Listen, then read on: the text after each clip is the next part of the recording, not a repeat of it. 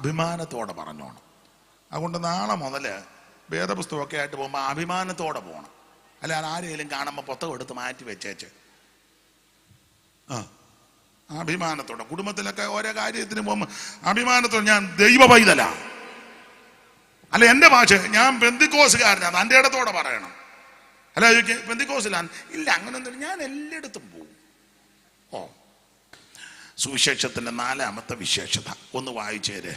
അത് സുവിശേഷ വേലക്കാര് നല്ല ചടിയടാന്ന് നിന്നോണം, കരഞ്ഞും കൂവിയും കുളിക്കാതെയും നനയ്ക്കാതെയും ചുമ്മാ ഒന്നും നടക്കരുത്. കാരണം ഈ സുവിശേഷത്തിൻ്റെ വിശേഷത ഇത് അഭിമാനമുള്ളതാണ്.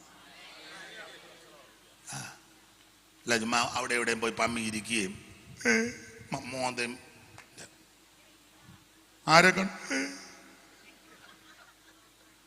എന്തുകൊണ്ട് ഈ സുവിശേഷം അഭിമാനത്തിൻ്റെതാ. ഒരു വാക്യം എല്ലാം വചനത്തിൽ നിന്നാ, വചനത്തിലുണ്ടല്ലോ.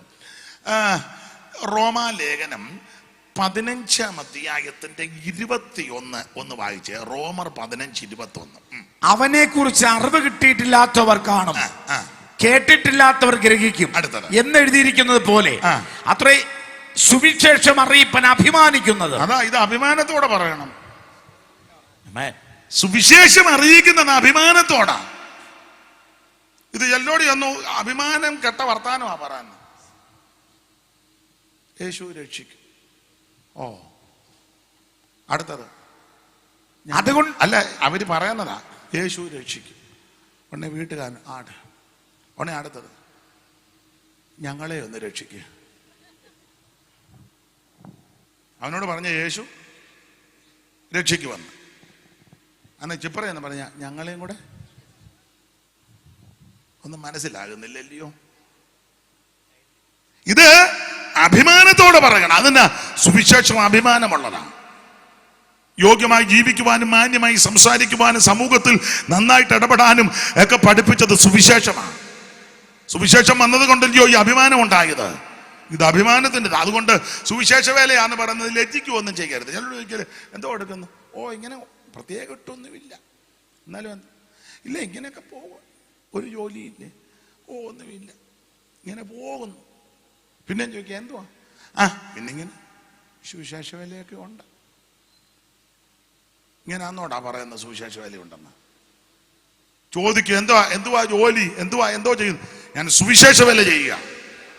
അതല്ല, സന്തോഷത്തോടെ തൃപ്തിയോടെ അഭിമാനത്തോടെ പറയണം. ഇത് അഭിമാനത്തിന്റെ മാർഗമാ. ചിലത് ചുമ്മാ കരഞ്ഞു ബൈബിൾ സ്കൂളിൽ നിന്ന് പഠിച്ചിറങ്ങി കരഞ്ഞ് നടക്കുക. ചിലത് പറഞ്ഞ് ഞാൻ ഉണ്ണുണ്ണി സാറിന്റെ കാലത്ത് ഇറങ്ങി, എന്നോട് ആര് പറഞ്ഞ് ചാടി ഇറങ്ങാൻ. ചെല്ലു പറഞ്ഞ് എന്നെ അമ്മ നേർന്ന തള്ളയ്ക്ക് ഒരു ജോലിയില്ല, ചുമ്മാ അങ്ങ് നേരുകയായിരുന്നു. അവനെ നേർന്ന് ഇവനെ നേർന്ന്, അമ്മ നേർന്നുകൊണ്ട് ഇവൻ ഇറങ്ങി. ഇങ്ങനൊന്നും അല്ല സുവിശേഷം. ഇത് അഭിമാനമാണ്. ഈ പറയുന്ന കാര്യത്തിൽ നല്ല ഉറപ്പ് വേണ്ടേ? ചിലര് സുവിശേഷം പറയുന്നത് കേട്ടാ നമ്മൾ കേൾക്കുന്നവർക്ക് ഒരു വിശ്വാസം വരാതിന്. യേശു രക്ഷിക്കും, യേശുവാണ് രക്ഷ. കേൾക്കുന്നവന് പോലും ഞാനൊരു കാര്യം പറയാം, കേൾക്കുന്നവര് അധികം ഉൾക്കൊണ്ടില്ലെങ്കിലും കേൾക്കുമ്പം മനസ്സിലാകണം പറയുന്നവൻ വിശ്വസിച്ചവനാണ്. കേൾക്കുന്നവരെല്ലാരും ഇത് ഏറ്റെടുക്കുകയല്ല, പക്ഷെ പറയുന്ന നീ അഭിമാനത്തോടെ പറയണം.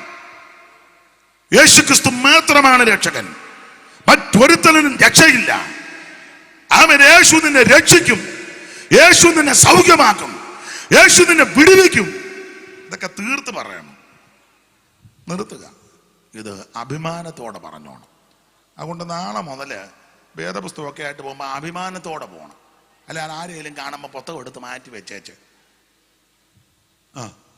അഭിമാനത്തോടെ. കുടുംബത്തിലൊക്കെ ഓരോ കാര്യത്തിന് പോകുമ്പോൾ അഭിമാനത്തോടെ ഞാൻ ദൈവ പൈതലാ, അല്ല എൻ്റെ ഭാഷ ഞാൻ പെന്തിക്കോസുകാരനാണ്, തൻ്റെ ഇടത്തോടെ പറയണം. അല്ല പെന്തിക്കോസിലാണ്, ഇല്ല അങ്ങനെയൊന്നും, ഞാൻ എല്ലായിടത്തും പോകും.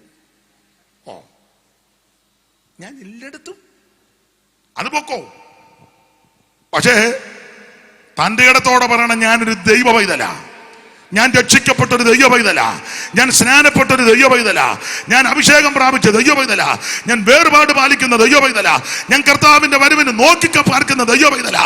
എന്റെ രാജ്യം ഇവിടെയല്ല, എനിക്ക് വേണ്ടി ദൈവം ഒരു സ്ഥലമൊരുക്കുന്നുണ്ട്. ഇത് അഭിമാനത്തോടെ പറയണം. കരങ്ങൾ ഉയർത്തി ദൈവത്തെ സ്തുതിക്കാം. ഇന്നലെയും ഇന്നും എന്നെ കേട്ടിരുന്ന എല്ലാവരും എങ്ങനെയാണ് ഇത് പറയേണ്ടത്? ശക്തിയോടും പരിശുദ്ധാത്മാവോടും ബഹുനിശ്ചയത്തോടും വേണം പറയാൻ. 6, എങ്ങനെ ഇത് കേൾക്കണം? കഷ്ടം സഹിക്കേണ്ടി വന്നിട്ടും പരിശുദ്ധാത്മാവിന്റെ സന്തോഷത്തോടെ ഇത് കേൾക്കണം. അലോഗ്യം ഉണ്ടാക്കിയല്ല കേൾക്കുന്നത്, വഴക്കുണ്ടാക്കിയല്ല കേൾക്കുന്നത്, ചീത്തയും തെറിയും പറഞ്ഞല്ല ഇത് കേൾക്കുന്നത്. പരിശുദ്ധാത്മാവിന്റെ സന്തോഷത്തോട് ഇത് കേൾക്കണം.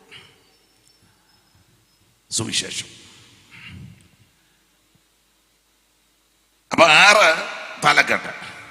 7-ാമത്തതായിരുന്നു ഞാൻ ഇന്നലെ ഓർപ്പിച്ചത്. എന്താണ് സുവിശേഷത്തിന്റെ വിശേഷത?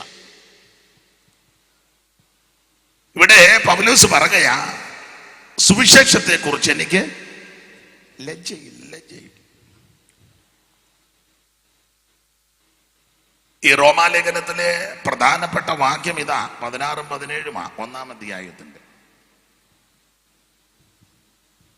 വിശേഷമായിട്ട് ഉള്ളൊരു വിഷയം, റോമാലേഖനത്തിൽ ഒരു പ്രധാന വിഷയം, വിശേഷപ്പെട്ട വാക്യം ഇതാ, സുവിശേഷത്തെ കുറിച്ച് എനിക്ക് ലജ്ജയില്ല. അത് പറയാൻ കാര്യം, റോമാലേഖനത്തിൽ റോമാലേഖനമല്ല എൻ്റെ വിഷയം, അതിലെ ഒരു പദമുണ്ട്. സുവിശേഷം ഇങ്ങനെ പറയാൻ കാര്യം, 3-ാം അധ്യായത്തിന്റെ 23 ഇത് പറയാൻ പ്രേരിപ്പിച്ച ഒരു ഘടകം. 3-ന്റെ 23 വായിച്ചു. ഒരു വ്യത്യാസവുമില്ല, എല്ലാവരും പാപം ചെയ്ത ദൈവ തേജസ്സ് അതുകൊണ്ടായി സുവിശേഷം പറയുന്നത്. ഒരു വ്യത്യാസവുമില്ല, എല്ലാവരും പാപം ചെയ്തു. എല്ലാവരും അംഗീകരിക്കുകയല്ല, എല്ലാവരും പാപം ചെയ്തു. എല്ലാവരും ആരൊക്കെയാന്ന് പുസ്തകത്തിലുണ്ട്. യഹൂദനും യവനനും ദാസനും സ്വതന്ത്രനും ബർബരനും ശകനും, പിന്നെ വേറെ ഒരു ഗ്രൂപ്പുണ്ട് ജ്ഞാനികളെന്ന് പറഞ്ഞ് മൂഢരായി. അപ്പൊ ജ്ഞാനിയും എല്ലാവരും പാപം ചെയ്തു. ഒരു വ്യത്യാസവുമില്ല, എല്ലാവരും പാപം ചെയ്തു. അപ്പോൾ ആ പാപികളെ രക്ഷിക്കണം, അതിനായി സുവിശേഷം. അതുകൊണ്ട് പൗലോസ് പറയുക, എനിക്ക് സുവിശേഷത്തെ കുറിച്ച് ലജ്ജയില്ല. അതിന്റെ കാരണം സുവിശേഷം വിശേഷതയുള്ളത്. അതാ നമ്മൾ ഇന്നലെ രാത്രിയിലെ 7-ാമത്തെ തലക്കെട്ട്.